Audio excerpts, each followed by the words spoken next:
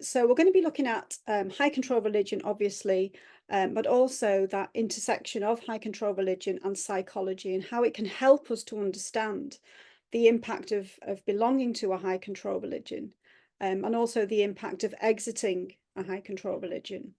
So first of all, a bit about me. I'm a chartered BPS psychologist and I'm a lecturer in psychology at the University of Bolton up in the Northwest. I was born and raised in the Jehovah's Witnesses.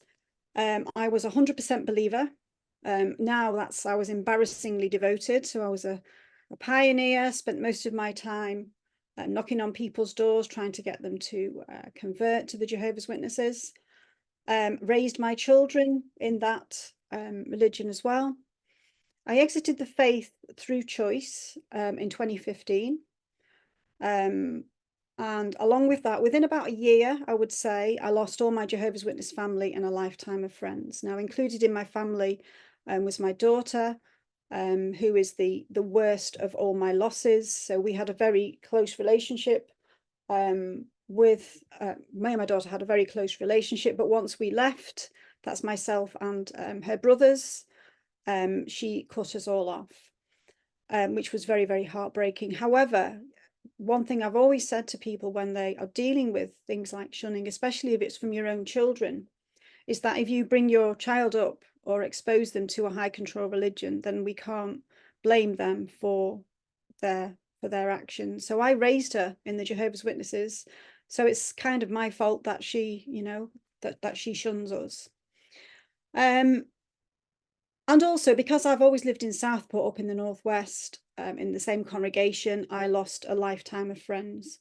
And those of you that are members of high control religions will probably know that when you're in a religion like this, you tend to keep your social circle to confined to others that are also in that religion, because that's what these religions tend to advocate.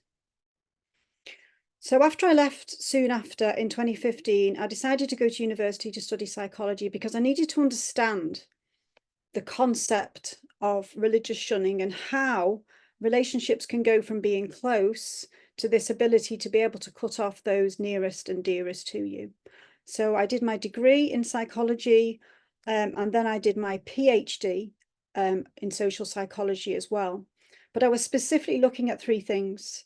I was interested in the differences between forced and voluntary exit. So that would be disfellowship, which is actually now called removed, just a different name, versus voluntary exit. I wanted to find out what the difference was in being born into a religion like the Jehovah's Witnesses rather than being converted. And very importantly as well, I was interested in the degree of belief on exit. So those of you who are present who are former Jehovah's Witnesses will probably be aware of these acronyms that exist in the community. So POMI, PIMO are physically out, mentally in. So POMI, physically out, mentally in, is somebody who is no longer a Jehovah's Witness, probably disfellowshipped, but they are still mentally aligned to the Jehovah's Witness eschatology and beliefs. Whereas somebody who is PIMO is still physically in, but mentally they've checked out of the Jehovah's Witnesses. And we're going to look at what I came across in my PhD that can explain why these acronyms exist. But importantly, my work takes a positive approach to post-exit identity. So rather than it dwelling on the negatives, I do like to dwell on how we can get past this, how we can create a new positive identity post-exit. So that's a bit about me. So we're going to look at some psychological theory and its application to religion and to religious exit. We were going to look at 3 classical studies in psychology, but I've realized that that is no way we've got time. So I've left the names on there so that you can look these things up in your own time if you wish. We're going to look at some of my work, why exit path matters. So the difference between leaving something through choice and being kicked out has implications to mental health and post-exit identity paths. And mindset, this is really important because we talked before, didn't we, about this idea of being POMI, so physically out, mentally in. So I found that people who were still mentally aligned to the Jehovah's Witness belief system, especially when we think about the end of the world mentality that Jehovah's Witnesses have, then it's very important to overpower that death row mentality that leaving the religion or being evicted from the religion can leave you with. So we'll look at how we can promote successful identity, and then hopefully I'll be able to answer some of your questions at the end. So let's look at the positive and negative effects of religion. I took this picture. I was just driving past this church and I saw the sign there, a place to belong. And I had to stop and take a picture because that really sums up one of the aspects of religious membership that we could say is positive in nature. So it can give people a powerful sense of belonging, a sense of commonality. It can give us a relationship or a perceived relationship with the divine. It can give us really strong, powerful social networks. Research indicates that being in strict religions can lead to better health, and it can certainly mitigate existential dread. So that idea of the fear of death. I know as a Jehovah's Witness, I was raised to believe that I would live forever. So when you leave the Jehovah's Witnesses and find out that you're not going to live forever, then that terror management theory or that existential dread of the future can play a part in your recovery in a negative way. However, religion can also help us with loneliness and help us to counteract negative life experiences. So that's what the research tells us. Now, you've noticed probably that there's loads of references there. I was going to take all these out because I don't want this to come across as a lecture. However, I don't know who among you are quite academic in nature. So if you were to go on Google Scholar, you could type in any of these references and you can read those papers for yourself. So I decided to leave them there. But basically here we're looking at the positive effects of religion. Okay, now I'm not religious at all anymore. However, this is what the research tells us.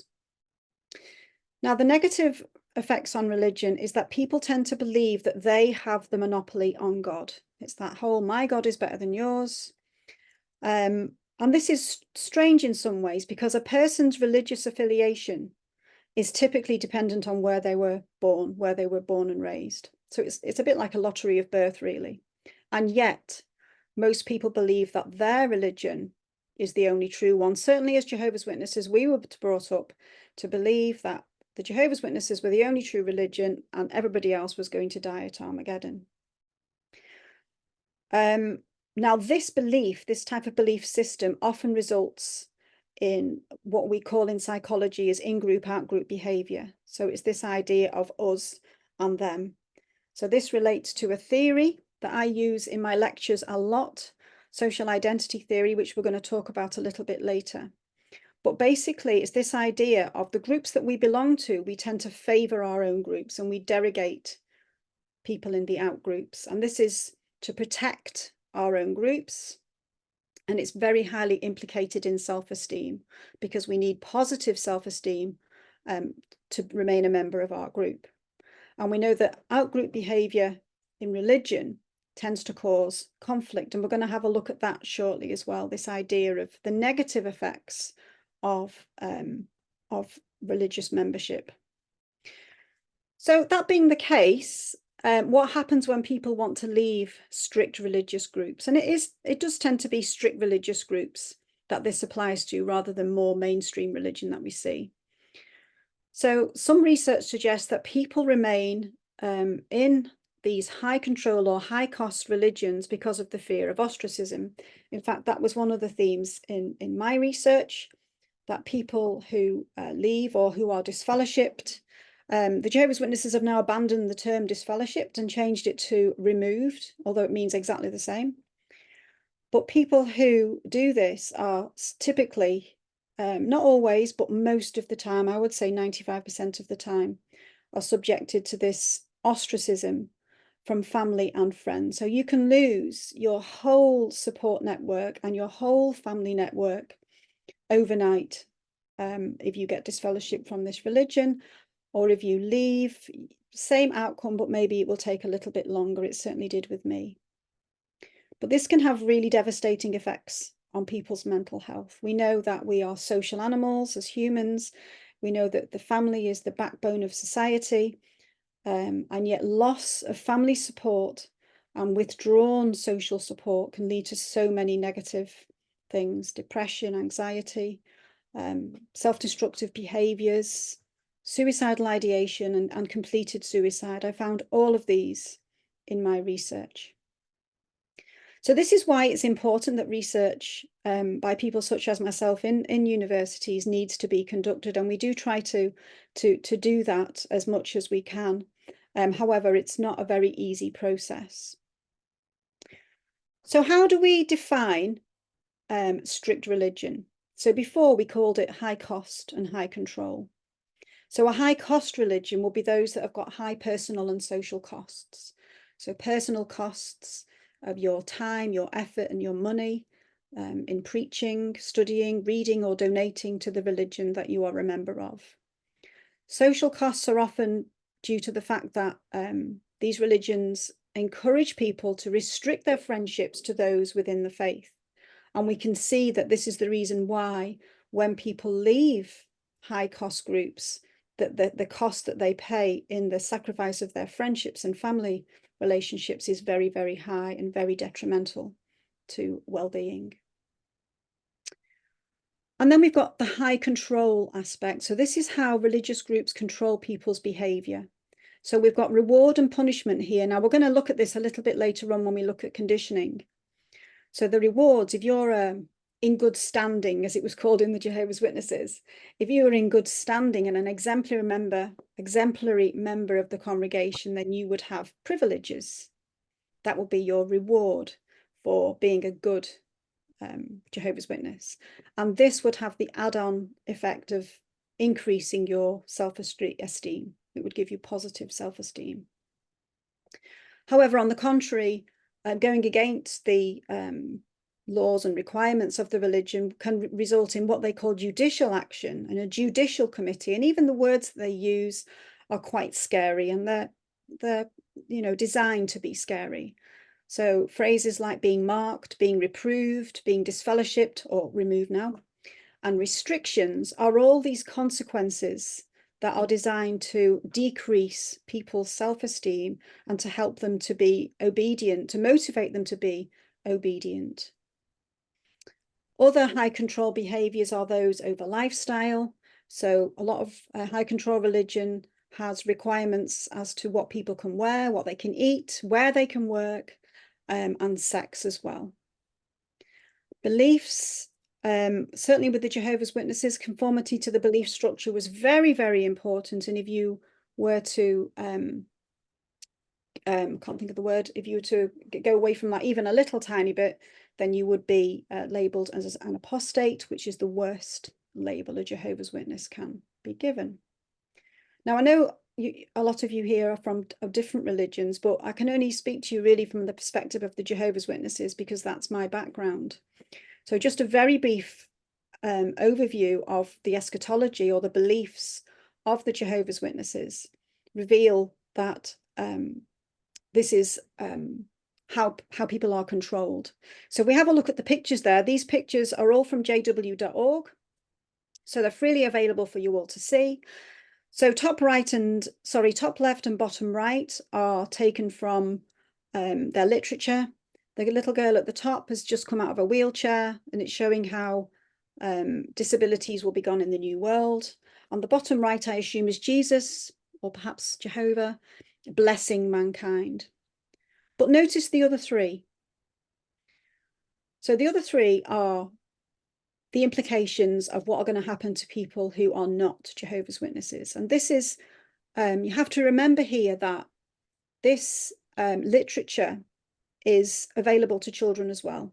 Our children are all subjected to these graphic images of people dying at Armageddon, sheer terror, people falling into fiery chasms. It's just absolutely terrifying. So we can see there that this eschatology or this belief system is very powerful, and we can see the strong discipline culture that it postulates.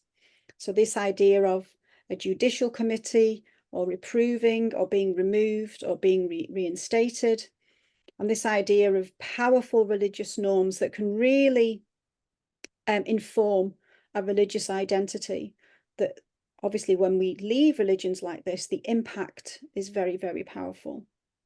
So that's a little bit about that. Now, I'm not going to read this because we haven't got time, but this is just a quote that I got from jw.org that helps you to see how Jehovah's Witnesses view, or how this, no, not Jehovah's Witnesses, how the Jehovah's Witness organization, so those at the top, the governing body, how they encourage their members to treat those who have left. So we've got a quote here, bottom left, saying that if a disfellowshipped or disassociated one is a relative living outside the immediate family circle, so you can think married, grown-up children or grandparents, it might be possible to have almost no contact at all with that relative. And if there were some family matters, this certainly will be kept to a minimum. And notice what the next line is. Quit mixing in company with anyone called a brother. That's a fornicator, a greedy person, or guilty of any other gross sin, not even eating with such a man.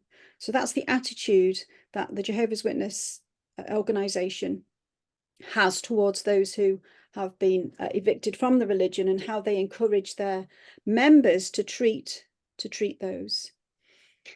And then finally, if we look at the top right, it says this may be difficult because of emotions and family ties, such as grandparents' love for the grandchildren, yet this is a test of loyalty to God, this idea of shunning someone.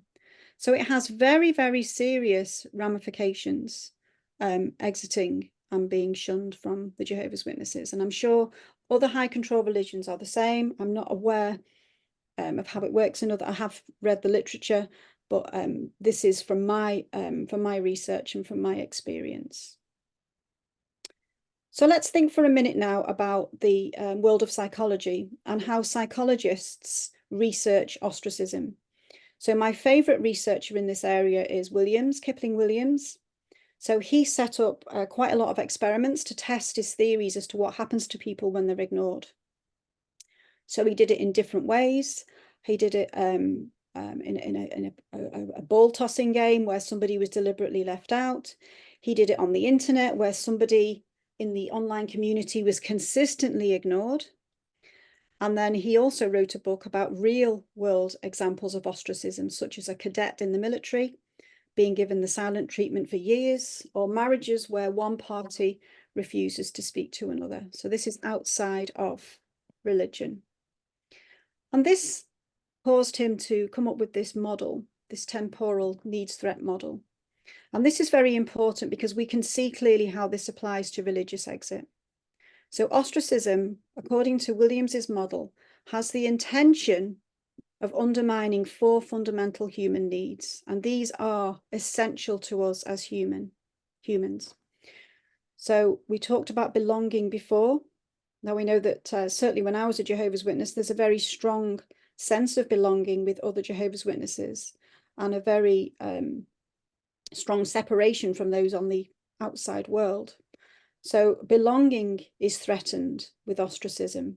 Self-esteem is threatened with ostracism, because when somebody is ostracized or shunned, they are perceived as being in the wrong or being a sinner.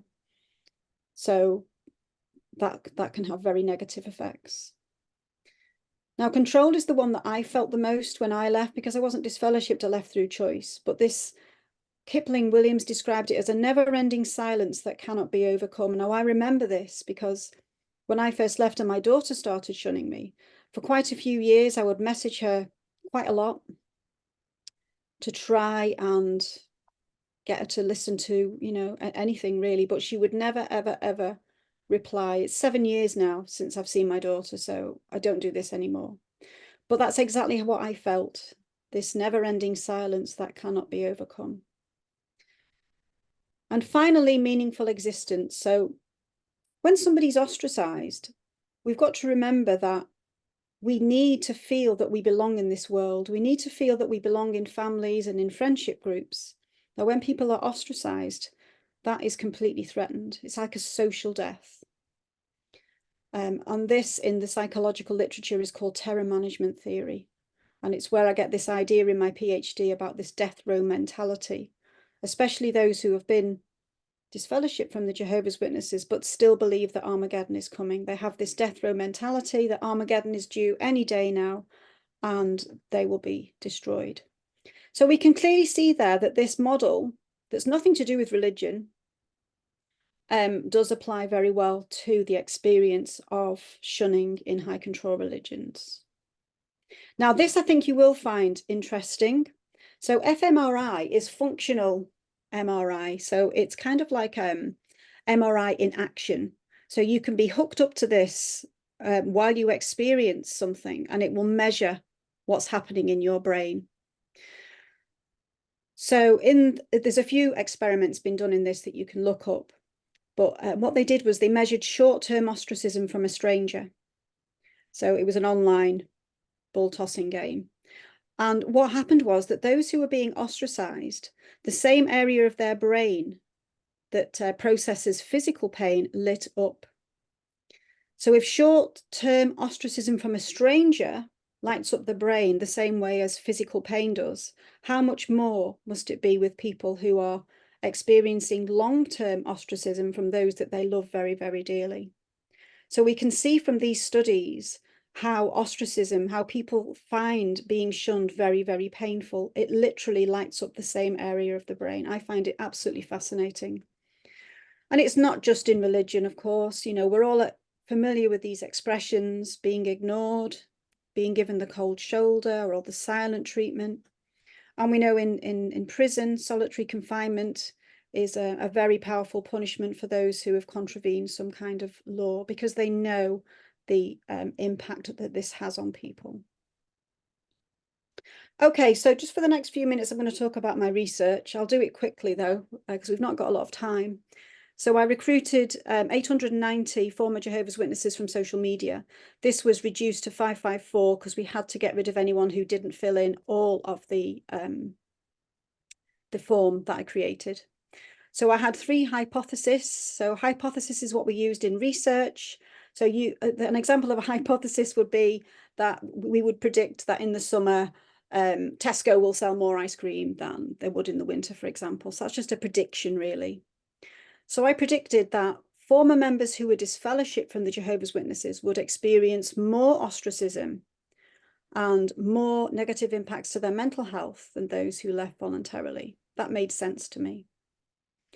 My second hypothesis was that the higher somebody was committed during religious membership, that would be associated with more difficulty in establishing a post-exit sense of self. So being committed would make it difficult to become uncommitted, I suppose.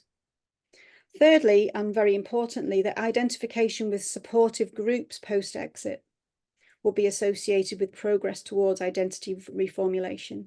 In other words, it's very important for former members of any religious group, when they lose their social networks, it's important to replace those with positive groups. And there's lots of research outside of religious research that uses this social identity approach to lots of different areas of life, and how important it is to have these supportive groups.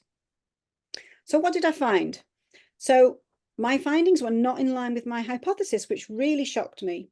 So instead of those who were disfellowshipped experiencing more ostracism, when I analysed the data, it was those who left voluntarily that reported more experiences of shunning and ostracism. Now, this absolutely flummoxed me because it didn't really make sense until I thought about it a bit more. I had quite a few emails of people who had filled in my survey and who said that when they'd been disfellowshipped, they'd relocated to avoid being shunned. And so this meant that they were noting on the questionnaire that they weren't being shunned, but it was only because they'd moved. It wasn't because of the lack of shunning. So that is one possible explanation. Another explanation is that those who have not been disfellowshipped, but they're still being shunned, might be perceived as feeling very, very unjust, you know, because ostracism is a punishment normally for being disfellowshipped. So it may feel very unfair that you're being shunned and you've not committed any of these sins that the Jehovah's Witnesses disfellowship you for. So this to me shows the importance of nuance and context in research, and how this is called a positivist approach, this quantitative work, and how it doesn't always capture what's really going on in research. And this is why I prefer a qualitative approach, or interviewing people. The second hypothesis I found in line with my hypothesis. So the more devoted somebody was, the more perceived ostracism they experienced. The more devotion, the lower their self-esteem, and the more devotion, obviously during membership, the more success at transitioning their identity away from the Jehovah's Witnesses. So it shows how our commitment levels to whichever religion we've been in can really shape our post-exit paths, and how these things can make a difference. And it could be as well that committed Jehovah's Witnesses may have more to lose, because perhaps for those that were very committed, they may not have had any relationships at all with people on the outside. And so on exit, they lost their entire social context. Finally, the third hypothesis was that identification with ex-JW social groups would be associated with positive benefits. Now, we did find that this was the case. So it is good. I mean, you guys now are all part of Faith to Faithless, and it's all a group where you all support each other in the endeavor of trying to reestablish ourselves in the world outside of religion. So we found that this scale, that this was a very strange scale. It had 5 different concepts. So we were measuring 5 different things against something. And so we got some complicated findings. So generally, we found that it was associated with decreased depression. Dysphoria is depression. Public CSE, so these all mean different things, also associated with reduced depression. And importance to identity associated with self-esteem. So they were positives. But we also found that membership CSE, so that's another aspect of this scale, was associated with lower self-esteem, and yet higher. Another aspect was higher self-esteem. So we got some mixed messages here. And I was wondering if it was because perhaps when we leave the Jehovah's Witnesses and we go about our life, we may experience maybe some guilt at doing things that were formerly forbidden. There are lots of different things that could be going on here.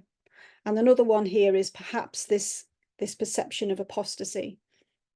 So it could be that some aspects of an ex-Jehovah's Witnesses self-concept, our self-concept, would have been forbidden when we were a Jehovah's Witness. So there could be some implicit feelings of apostasy. It's a very, very complex, it's a very, very complex things to measure quantitatively. So that's why at the bottom, it says that this study highlighted the challenges of using these types of methods, and a constructivist study can better answer our questions about religious exit. So if you want to know something about how something feels, ask a person rather than getting them to fill in a form. So the second study I did just that. So this time I interviewed people. I interviewed 26 former Jehovah's Witnesses, all from different backgrounds and different methods of entry and exit. And again, I'm looking at identity and post-exit path. So I'm just going to whiz through this because it's a little bit deep at times. But there's an important part there that talks about how Jehovah's Witnesses, because they restrict their social interactions to those within their faith, it means that on exit, we tend to lose our personal identity and our social identity. So as an example, if somebody was a family member, maybe the dad or the mum, they were disfellowshipped or removed, as it's called now, then how that would impact their sense of self as a family member, if that makes sense, but also as a member of the community. So this is because of this extrapolation that the Jehovah's Witnesses tend to have, that being a good person depends on being a good Jehovah's Witness. And this is one of the problems that we face. So I was looking in a method of exit, and just very quickly we'll look at this. So we've got some excerpts of how people felt about their identity after they left the Jehovah's Witnesses. So these are actual excerpts from my PhD. When you're disfellowshipped, you lose your identity and all sense of who you are. It's like taking a fish out of water.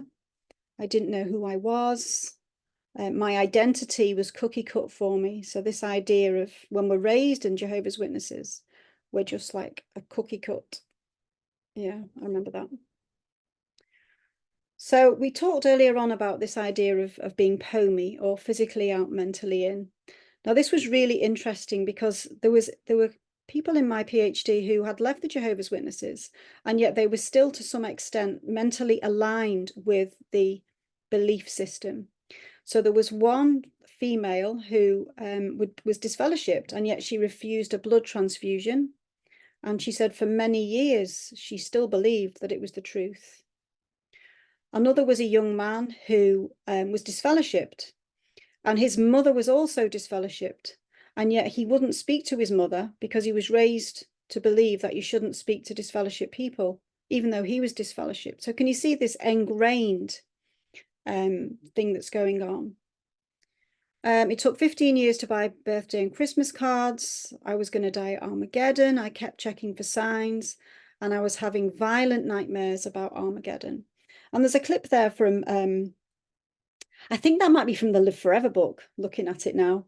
But if you look at the caption, soon at Armageddon, those who do not submit to God's rule will be cut off. Those who do submit will survive into a righteous new world. Now, you can come to an understanding of why people have this physically out, mentally in mentality, if that's was what they were raised with in the JW literature. The next aspect was about being PEMO, so physically and mentally out. So I found that obviously this was like retrospective, asking people were they ever PEMO before they left. And a lot of them said that yes, they were PEMO for quite a while. So they wanted to leave, but they were scared of the repercussions of leaving. The sacrifice is huge. A large number of JWs can't get out.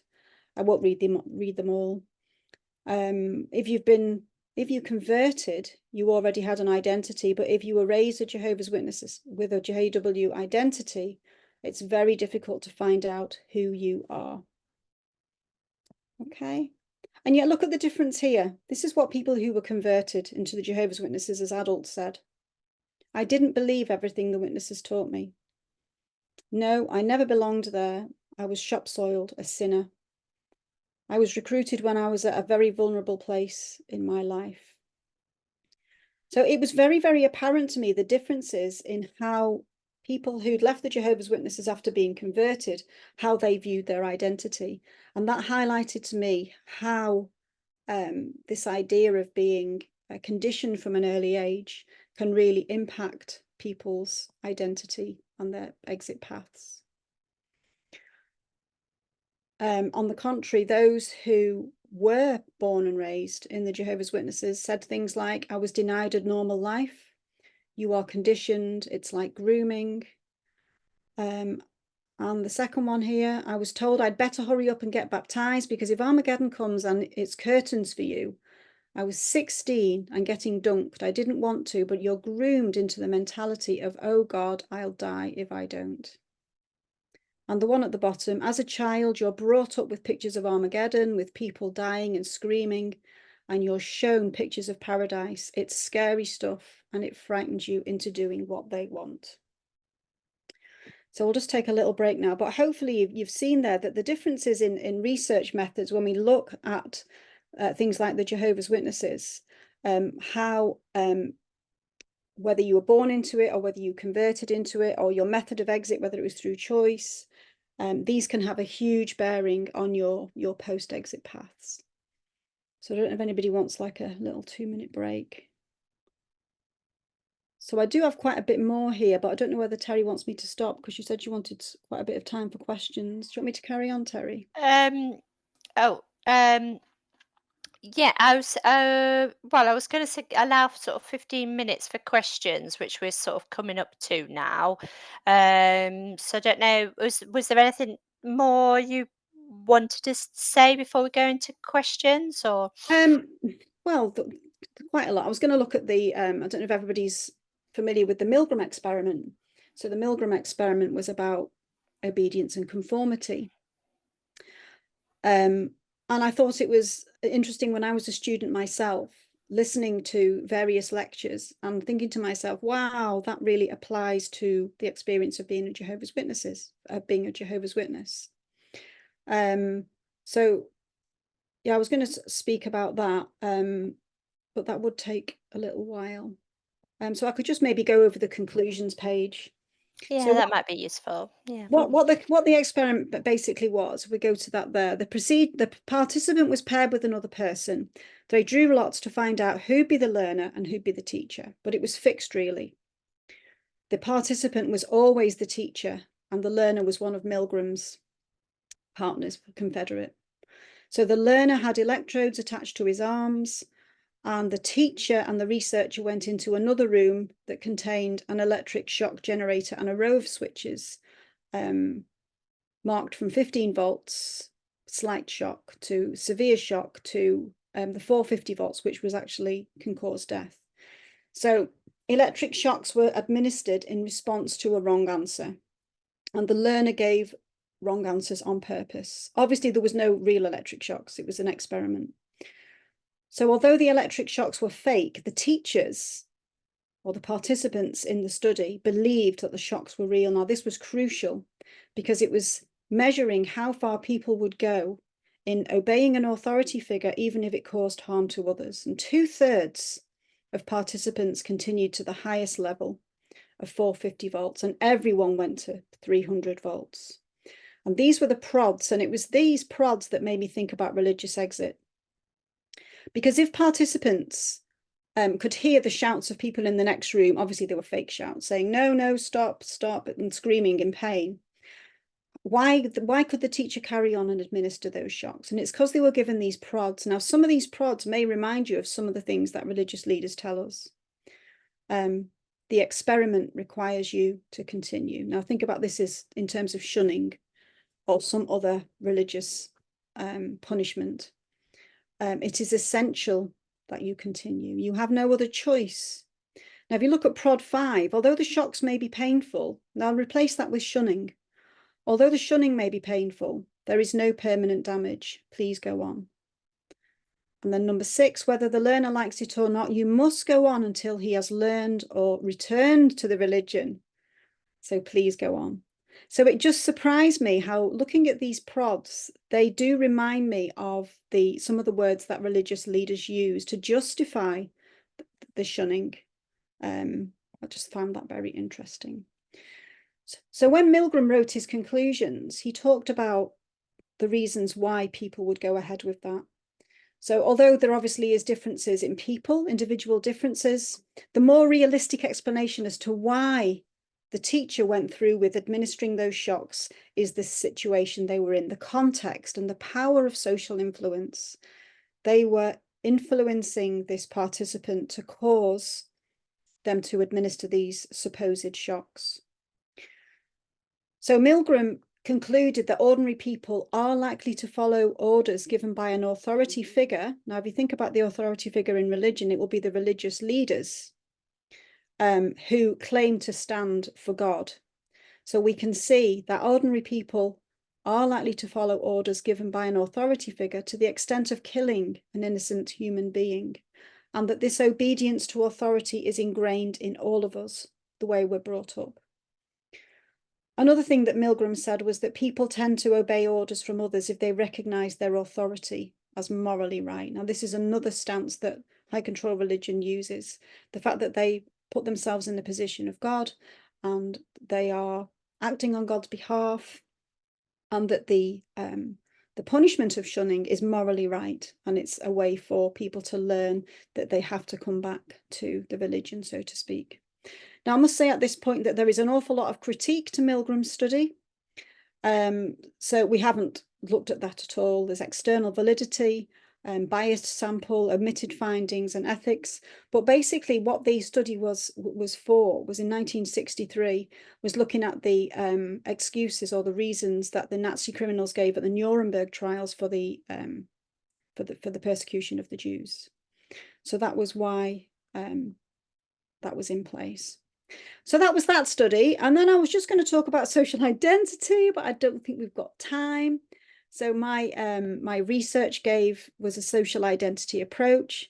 I was then going to talk about how some classical conditioning. I mean, I don't think we've got time to do them, have we, Terry? So do you want me to stop there? I mean, if you wanted, like, because quite a few people have said in the chat they want you to carry on. So All I'm just right, I'll wondering, maybe social identity theory we've probably got enough time for, and then right, whatever okay. Well, your conclusion on the whole talk might be. right. Well, social identity theory, in my opinion, is the most important aspect anyway. My whole Mm, PhD took a social identity approach to identity transition. Social identity theory is one I use in a lot of my lectures. It's one of the most used theories in social psychology, and it's very useful to understand the experience of prejudice and discrimination. It was by Henri Tajfel, and he came up with this theory after his experiences in World War II as a Polish Jew. He had to conceal his own identity to survive. And when he was studying in the Sorbonne in Paris, and when he went back home to Poland, he found that all his family had been killed in the Holocaust. So this caused him to go into research to understand how people can turn on other people. So you can see the link here to religious identity. What is it that can be so powerful that can turn previous close relationships into those that, well, in this, the death of millions of Jews?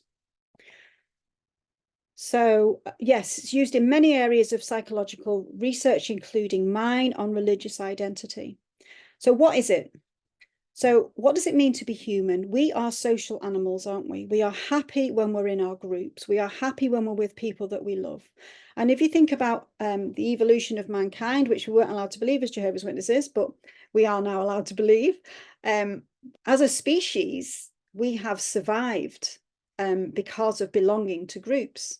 We live in social groups. You are all here as a group today to listen to this talk because we've all got this common interest. So we could say at this point, we are a social group. Now, a large part of our sense of self and who we are is derived from our group memberships, and this is called our social identity. So social identity proposes that we understand who we are based on the groups we belong to. So it's all about, as we said before, us and them. We favor our own groups and we derogate other groups, in groups and out group, in group and out group behavior. So there's three pillars, we could say, to social identity theory. There's identification, categorization, and comparison. So we'll just very briefly look at them. But first of all, what do you notice about that crowd? It's a football crowd. Everyone's wearing red. They're probably all supporting the same side.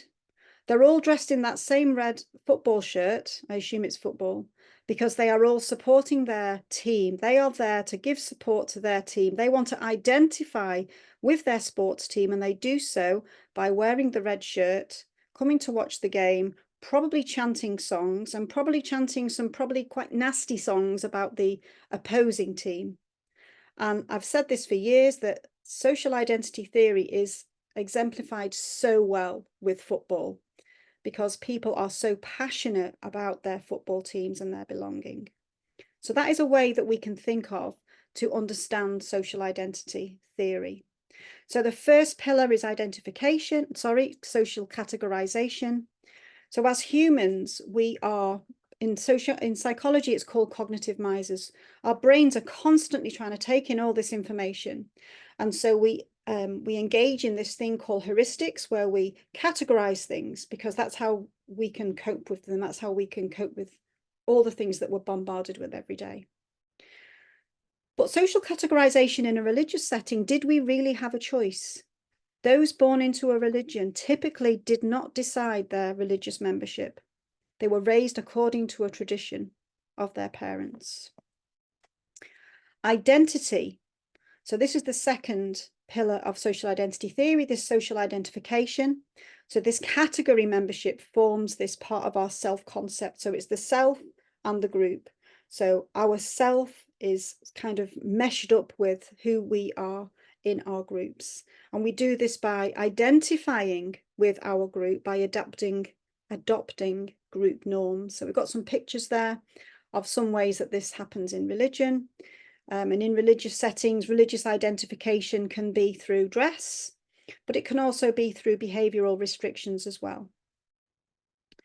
And then finally, we've got this idea of social comparison. So that picture is actually from a Watchtower article on jw.org. The lady in blue has clearly been disfellowshipped, and it illustrates perfectly this loss of social identity with a social group and being rejected as now a member of an out group. So social comparison is how we get our self-esteem by comparing with other groups. So our self-concept becomes closely meshed with the perceptions or the group norms of membership. Now, in religious settings, this is where it can get very, very dangerous. Think about all the religious conflicts over the centuries. Think about the holy wars, fundamentalism, religious extremism. This whole mentality of my God is better than yours is all to do with this idea of social comparison. Now, on an individual level, when exiting a high control or a high cost religion, this can mean that the person who has left the group or who has been kicked out of the group in this case is no longer viewed as one of us. They are now part of the out group, and it can, obviously result in severing close ties. But this idea of social comparison in religion has been demonstrated very clearly this week, hasn't it? So here is some pictures of the hijacking of my town, Southport. I live in Southport, which is where those 3 little girls were murdered. They went to schools just down the road from me. Now, our morning in our town has been hijacked by these false claims that suggested that the suspect, who is now known as a British-born lad, was an asylum seeker who arrived by boat last year. He was incorrectly labelled a Muslim immigrant and was given a false name. Now, this has incited such a lot of religious and racial hatred across the country, and it clearly highlights this idea of religious, comparison, and how we indulge in this comparison between religions and view some religions as better than others. So that's the mosque there, where that yellow tractor is. The mosque is behind. That's the Southport Mosque. And we can see some of these things that I just found today. Apparently they were on TikTok. Diversity is a hate crime against white people. No face, no case, protect your identity. You can see clearly there, St. Luke's Road in Southport is where this happened. And how they've just turned our town into, it's unrecognisable. And yet, we've talked before about the positive aspects. The fact that in a lot of these towns across the country, people have come together against these rioters and said, no, that's not who we are. We do not identify with you. So again, we can clearly see in many aspects how social identity theory can elucidate why some things happen and what we can do about that. So So we're kind of finished now, really. The last bit was just about conditioning. So I'm sure you've all heard of Pavlov's dogs. When we talked before about how difficult it is to leave a religion because we're just kind of like conditioned. The classical conditioning is not too bad, but when we look at operant conditioning, this is a theory where behavior is influenced by consequences that's reinforced, and it can be reinforced positively or negatively. These rats learned that if they pressed a certain lever, they'd get food, whereas they pressed another lever, they'd get an electric shock. And so with religion, we are positively reinforced and negatively reinforced. If you're obedient, you'll be rewarded by being a really exemplary member of our religious group, and this will increase your self-esteem and you'll get privileges. However, if you don't toe the line, this disobedience, defying the behavioral religious norms, can result in dire consequences that can have severe impacts to mental health. Being reproved, being disfellowshipped or removed, being marked and being shunned. So punishment decreases the likelihood of the behavior. So being shunned is designed to motivate a person to return to whatever religion they were in. And this the final words, the perception that being a good Jehovah's Witness means that you're a good person shows that the religious identity of a person can often shape their identity. Now, I was going to talk to you about this, but I've left the page on so you can look it up for yourself. If any of you are interested, there's a book by Robert Lifton. It's quite an old book, Thought Reform and the Psychology of Totalism. So this is about Jay Lifton's work in China. And you can look up all that on the internet and apply that to whatever religious group you are one.